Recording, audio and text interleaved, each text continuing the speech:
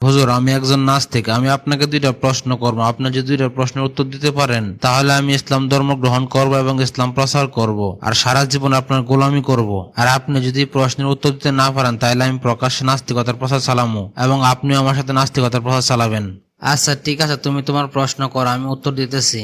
আমার প্রথম প্রশ্ন হচ্ছে শয়তান তো আগুনের তৈরি, তাহলে শয়তানকে কিভাবে জাহান্নামে আগুন দিয়ে শাস্তি দেওয়া হবে? আর আমার দ্বিতীয় প্রশ্ন হলো আল্লাহ তাআলা যেহেতু সবকিছু পরিচালনা করেন, তাহলে মানুষ দোষ করলে কি কারণে আল্লাহকে দোষী না করে মানুষকে শাস্তি দেওয়া হয়? হুজুর, আপনি এটা আমার সাথে কি করলেন? আপনার প্রশ্নের উত্তর দিতে পারবেন না সেটা ভালো কথা, আপনি ভুল স্বীকার করলেই তো হয়। আপনি শুধু শুধু আমার গালটা তাফরা একবারে ব্যথা বানায় দিচ্ছেন। আমি এখনই চেয়ারম্যান সাহেবের কাছে গিয়ে আপনার নামে বিচার দিব। দেখবেন আপনার কঠিন থেকে কঠিনতম বিচার হইব। দেখো, আমি তো তোমাকে আঘাত করতে চাই না, আমি শুধু তোমার দুইটা প্রশ্নের উত্তর দিছি।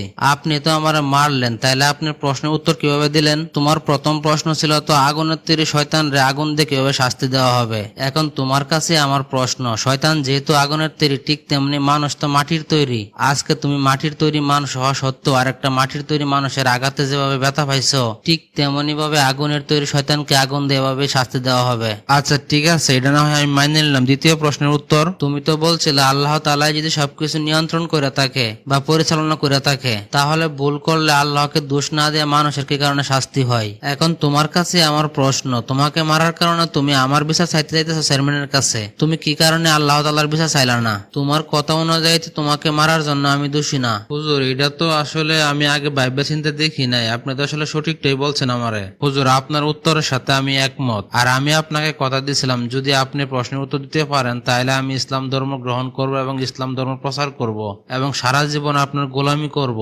এখন আপনি আমার ইসলাম ধর্ম গ্রহণ করার ব্যবস্থা করে দেন, যাতে করে আমি ইসলাম ধর্ম প্রচার করতে পারি এবং আপনার গোলামি করতে পারি। শোনো, তুমি আমার গোলামি করতে হবে না। তুমি যে তোমার ভুলটা বুঝতে পারছো, তুমি যে ইসলাম ধর্ম গ্রহণ করতে চাইতেছো, এটাতে অনেক সাধুবাদ জানাই। আমি চাই তুমি আজকের পর থেকে মানুষের জন্য, দেশের জন্য, ইসলামের জন্য, ধর্মের জন্য কাজ করো। তুমি আজকে জোহরের নামাজের সময় মসজিদে আইসো, তখন সকল মুসল্লিদের সামনে তোমাকে ইসলাম ধর্ম গ্রহণ করাবো এবং সবার সাথে পরিচিত করাই দিব।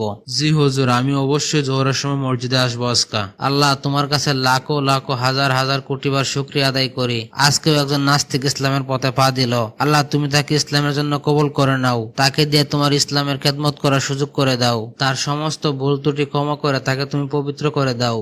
আল্লাহ, আমাকে তুমি ইসলামের খেদমত করার ব্যবস্থা করে দাও, আমিন। প্রিয় দর্শক, ভিডিওটা কেমন হয়েছে আশা করি অবশ্যই কমেন্ট বক্সে কমেন্টস করে জানাবেন। আর ভিডিওটা যদি ভালো লেগে থাকে অবশ্যই লাইক, কমেন্ট, শেয়ার করে অন্যদের দেখার সুযোগ করে দিন। আরো এরকম নিত্য নতুন ভিডিও পেতে অবশ্যই পেজটা ফলো করে সঙ্গে থাকুন। ধন্যবাদ সবাইকে। আসসালামু আলাইকুম।